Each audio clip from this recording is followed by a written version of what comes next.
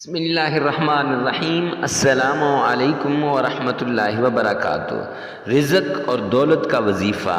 آپ مال و دولت میں اضافہ چاہتے ہیں، آپ یہ چاہتے ہیں کہ آپ کے گھر میں دولت کے انبار لگیں، آپ کی مالی پریشانی ختم ہو جائے، یا آپ یہ چاہتے ہیں کہ آپ کا کاروبار وہ ترقی کرنے لگ جائے، آپ یہ چاہتے ہیں کہ آپ کے پاس دولت اتنی آ جائے کہ آپ کے ماں باپ خوش ہو جائیں، آپ کے بیوی بچے خوش ہو جائیں، آپ اپنی بیوی کو اچھے سے اچھا سوٹ لے کر دے سکیں، اس کی ساری ضروریات کو پورا کر سکیں، اور آپ اپنی بیوی کے ساتھ بچوں کی بھی ساری ضروریات کو پورا کر سکیں۔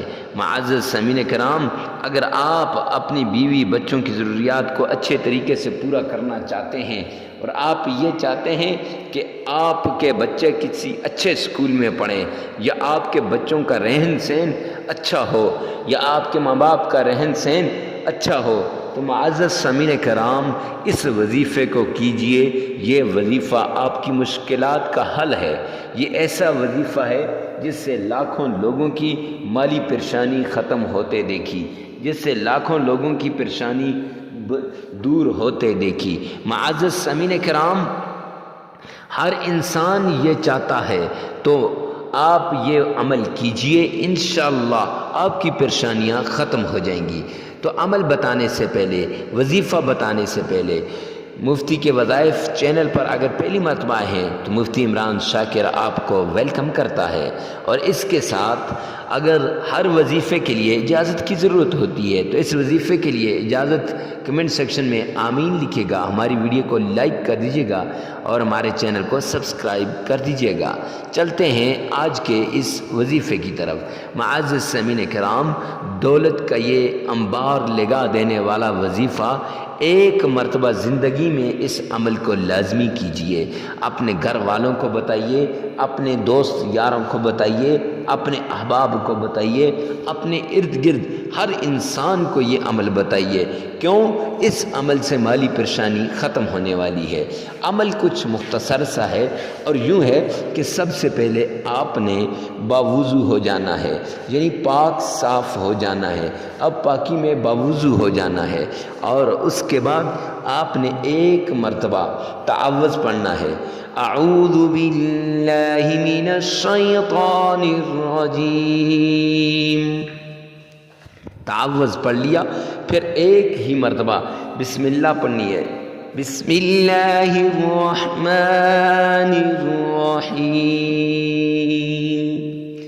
اب بسم اللہ پڑھ کے معزز سامعین کرام، پھر آپ نے بسم اللہ پڑھنے کے بعد یہ عمل کرنا ہے کہ ایک مرتبہ سرور کونین تاجدار مدینہ جناب محمد مصطفیٰ صلی اللہ علیہ وسلم کی شان میں درود پاک پڑھنا ہے۔